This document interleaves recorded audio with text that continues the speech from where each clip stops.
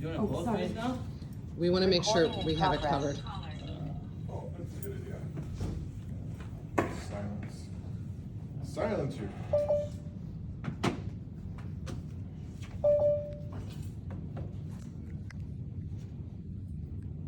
You're all set. You're good to go. We're good? Yep, good to go. All right, I want to call this special meeting in the town of Waterford on August 12th at 10:46 a.m. To discuss regarding flooding in the town due to recent rains and dam upstream potential filling the board will meet the past ordinance relating to slow no wake on the waters of the town of Waterford. No other business will be discussed. All right, that's our topic for today. I called this. I've been in Please contact- use your mic. Sorry. Thank you.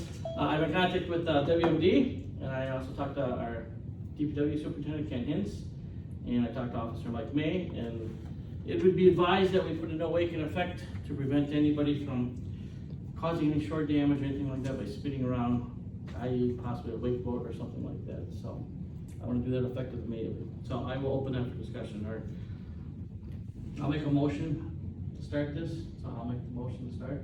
Looking for a second? I'll second that. Got a motion second, we'll go into discussion.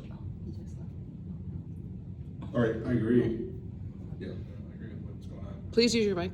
From my perspective, I agree. I think this is appropriate. My only comments here is it would be great if we could get support from the Village of Waterford in supporting this as well, given their presence on the waterway.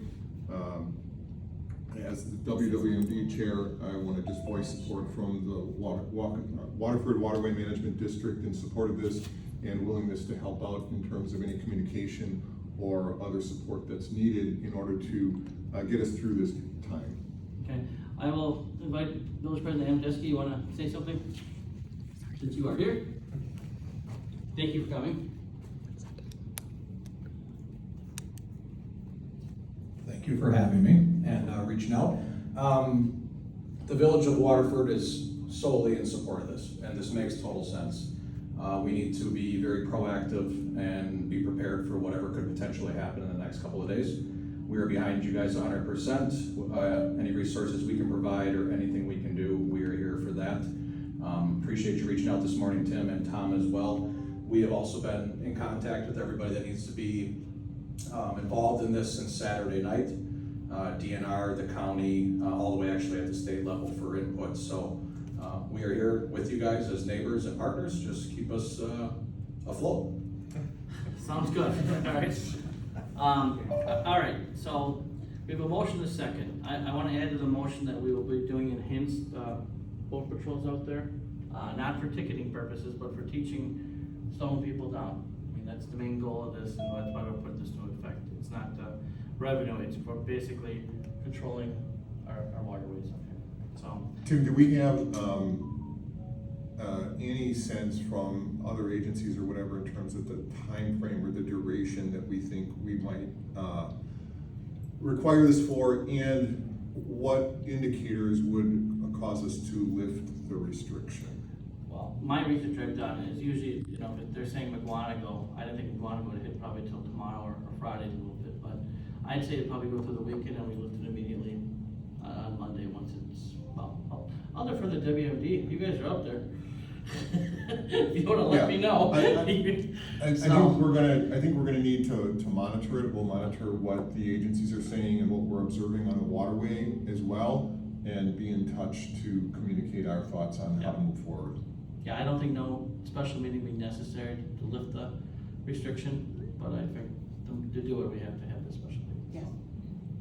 Any other comments from the board at all? Any other public comment? Oh, I'm scared. Please come up and state your name and address. Don't know me by now, huh? Ed Olander, 4609 Riverside Road. But, when I'm in the Waterford Woods, but anyways, I was wrong at the last flood. And I just wanna offer some suggestions, cause I think we were a little late to the party last time, but the biggest violators on the river are gonna be, and this is relative to patrol, the riparians. They're not gonna see the signs posted at the whatever. We can't expect them to be on social media or anything else. And that's what happened last time, and the biggest violators were the skiers. And then you got the no wake, the wake boats. Now, relative to preventing any damage, I think the other thing we should do is, I volunteered sandbagging that portion of North Michigan Road north of Hilltop. That's a very low-lying area. I was there last time filling up sandbags. I don't know where the sand came from, but if we have that option, maybe ahead of time, if we expect the worst, maybe we get somebody to bring in a lot of sand, start sandbagging, maybe it's something the DPW can do. And then also, if it gets really bad, Sunday I volunteered, I went to Milwaukee with I got a gas powered construction pump and I was pumping out basements. So maybe the WFD, Tom, can post something that says, if people need pumps, whatever, here's a list of people that will gladly come in and support you. And you can put my name down. So that's just another suggestion.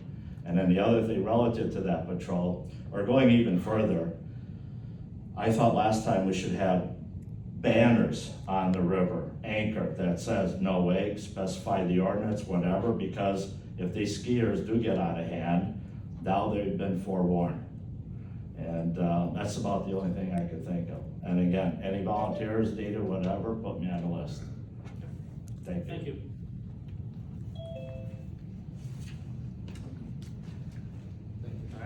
Alex Samenshine, 6617 Willow Lane, also one of the commissioners on the Waterway District. I'll also be responsible for helping communicate this message out. So I grew up out here, I lived out here a long time. For starters, I think it's great that as community leaders, you're coming together to proactively make decisions about things. But one thing I think we're really missing is there's no data to support any decision that's currently being made. We're fully aware of water conditions north of here, but what are we anticipating to see as a rise? We don't know that, right?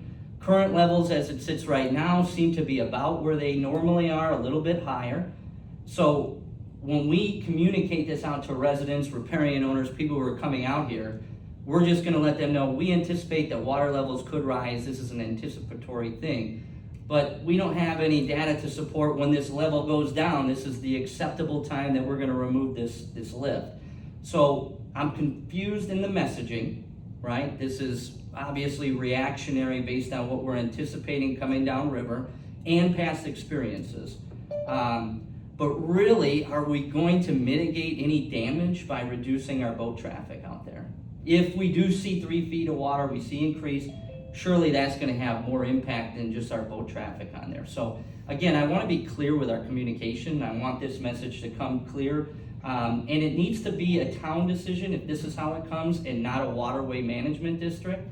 And there's a clear distinction why. We're a board made up of riparian owners. We're elected or put on this board to make decisions in the best interest of riparian owners. To my knowledge, and I manage the communication from our riparian owners, I haven't received a complaint or a concern from a riparian. So, just to be clear, this is coming from leadership in the town, the village, others who are planning for this moving forward. So, those are my concerns. I just want us to be using factual information. We should be communicating with Waukesha. What are we seeing from levels coming down? What should we anticipate? And we do know full well that our waterway can take on a lot of water. It can take on a lot of volume before we see shorelines being crested. So I think that it's important that we have a communication system between the town, the village, the waterway, riparians, whether that's we needing supplies. But as it stands right now, this could be seen as a bit overreactionary by some riparians. So I just want that message to be clear. Whatever decision is made here, the WWMD, myself will support that and communicate that effectively out. So those are my thoughts. I will be working with Tina. Yes. We have had complaints. We have a lot of people who are in the floodplain that have been calling and reaching out, worried about, the flooding on their property. Because it's happening currently, or It's starting to, yeah. Okay.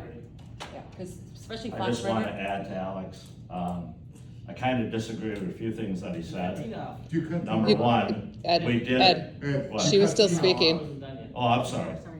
I was just finishing. We had like especially Fox River Road.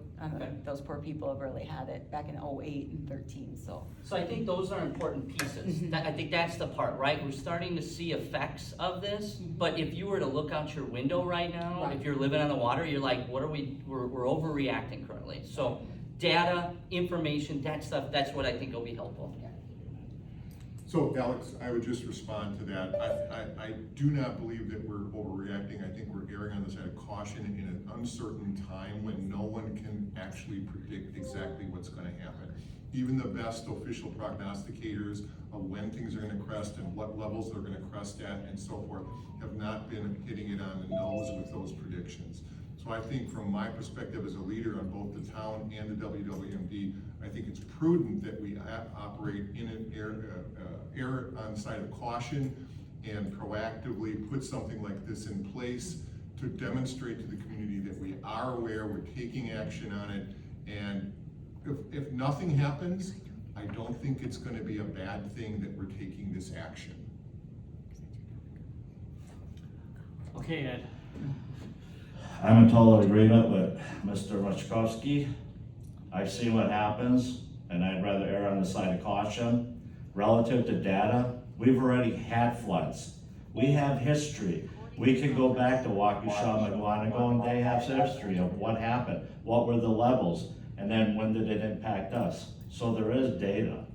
It's as simple as that. So, you know, don't wait to buy a fire extinguisher when your house is on fire. So I would err on the side of caution. Adam, you wanted to? I just wanted to add that I think the Waterford area as a whole expects their leaders to be proactive instead of reactive. I think that's a problem in government. Local, state, federal is, sometimes we're always late to the game. Let's be proactive, let's have a plan. If nothing comes about it, we go back to living our lives how we were living them. But at least this leadership on this board and the village are showing the community as a whole, they're being proactive in listening to the response of residents calling with concern. I agree with Adam. I don't think the board will be chastised. All right, Or we preventive have a measures. motion second. Please Call use your for a mic. vote. Use your mics. I have my button pushed. I can't hear you. Can't hear Can you. you hear me now? Pull your mic down. Can you hear me now? Thank you, all right. And we have a motion to second. I'm gonna call for a vote. All in favor of passing this? Aye. Aye. All right, unanimous with the 4 members that are here. All right, looking for a motion to adjourn. I move to adjourn? A motion second, all in favor? Aye. Thank you.